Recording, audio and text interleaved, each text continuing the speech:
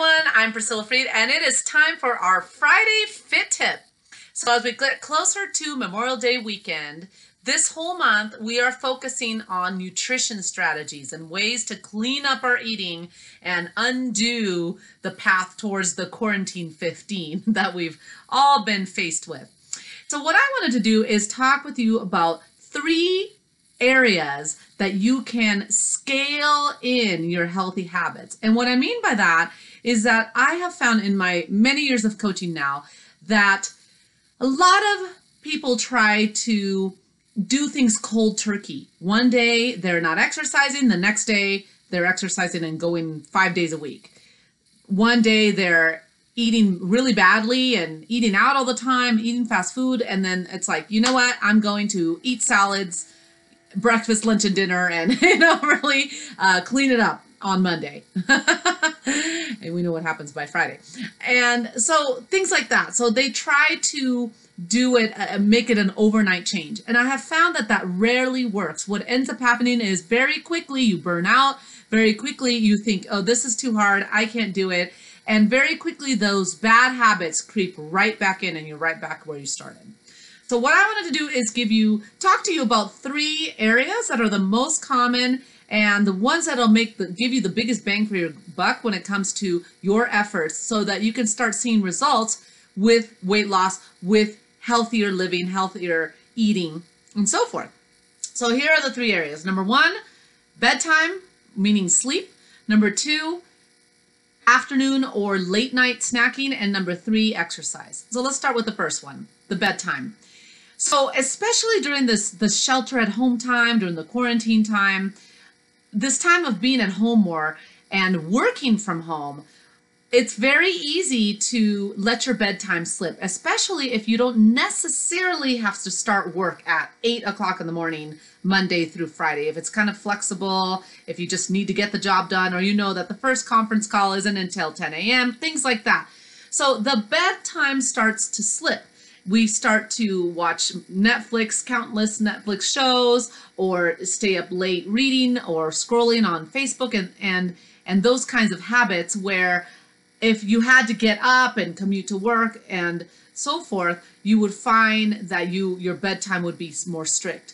So if you have found that to start to slip, instead of saying, okay, I've been going to bed at 1 a.m. and starting tomorrow, I'm going to focus on going to bed at 10:30. If for the last 2 months, you've been going to bed much later and it's gotten later and later, it's better to scale it back. So if you've been going to bed really late, let's say 1 o'clock in the morning, then make it your goal this week to scale back to midnight and get consistent with making yourself set an alarm, do whatever you need to do, and make yourself go to bed at midnight. Then next week, you would scale it back to 11:30 or 11 and really start to work backwards on that. Now, why am I focusing on bedtime first? I've found that those who stay up later have a hard time, of course, getting up earlier because you're exhausted. And then if you start later, you don't get the right morning routine, you don't get your breakfast in, you don't have a relaxed morning, you start responding to emails and texts because had you gotten up an hour earlier or 2 hours earlier, you would have started your day more peacefully. Does that make sense what I'm saying? So that's why the bedtime routine is really, really important. And scaling it back, if you've started going to bed too late, would be a great place to start. The second thing is snacking. Now, many of us have this lull in the afternoon where we get tired, we're a little sluggish, maybe we've been sitting at our desk most of the day, and we find ourselves bored, so we start to snack. And the snacking continues in the afternoon or continues on into the evening. And typically it's not on celery and carrot sticks, right? Or we have the later night after dinner type of snacking.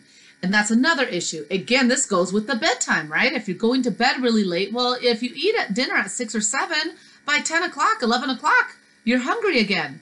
So instead of saying, I'm done, I'm going to stop snacking, I'm not going to do this anymore, scale it back. So if you find yourself snacking every day at 3:30 in the afternoon and not picking good stuff, well, start to scale it back. Maybe you have one and you serve yourself. Maybe you have a small little handful of chips if that's your nemesis, and then a small handful of the carrot sticks or snap peas or something, and add a little hummus with it, or add a little dip or something like that with it. And you can have, okay, 1 chip, 1 carrot stick, 1 chip, 1 carrot stick, until you can get rid of the chips. That's one example. Or let's say it's the evening and you're having that late night snacking in the evening, and maybe you're having cookies or having some kind of sweet. All right. Well, instead of saying, I'm not going to do it anymore starting tomorrow, why not scale it back and get rid of the cookies or whatever or the ice cream, whatever the sweet is? And how about 1 piece of dark chocolate? Or maybe you have to start with 2 and a cup of hot tea. Okay. So instead of getting rid of it, scale it into something else until eventually you find yourself, I don't have to have this, and maybe you can go every other day. But that's another idea. The third one is exercise.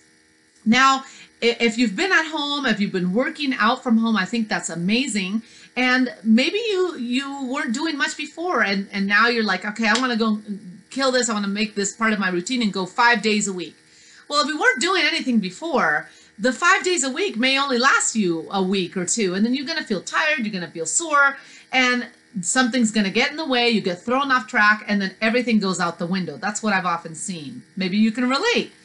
So instead, if you haven't been doing much, or maybe you've been walking, maybe you've just walked a couple days a week, but you're not doing much more than that, and you want to add some strength training or some more cardio and really start to see some of maybe the excess pounds that came on, then scale it in. Perhaps if you're going from 0, go with 2, or if you're at 2, go with 3, but just add 1 more or 2 more, but no more than that. Don't scale in more than that, because you're not going to be successful if you do that, okay? So start with a small amount and be consistent for 1 to 2 weeks, and then add another session if you can. And for all of these things, guys, track your progress, whether it's an X on a calendar, something on an app, a Word doc you keep, or a good old-fashioned paper binder like I keep, a planner, whatever it is, track it. When you see it in front of you, when you wake up to it and you see, look, oh my gosh, okay, I got to do this today because I'm doing really good. It's motivating, and it's good to see your progress. All right, so I hope that helps. Scale in. Don't go cold turkey, change things overnight, and set yourself up for failure. Scale in, and I guarantee you'll achieve more success than if you do it the cold turkey way. So I'd love to hear from you now. Which one of these areas is one that you might be able to scale in? Or is there another one? Give me some ideas. I would love to hear from you, and it's a great time to inspire each other. And if you are not part of our Memorial Day Meltdown, be sure to check the link below, and we'd be happy to have you join us. All right? Take care. Bye-bye.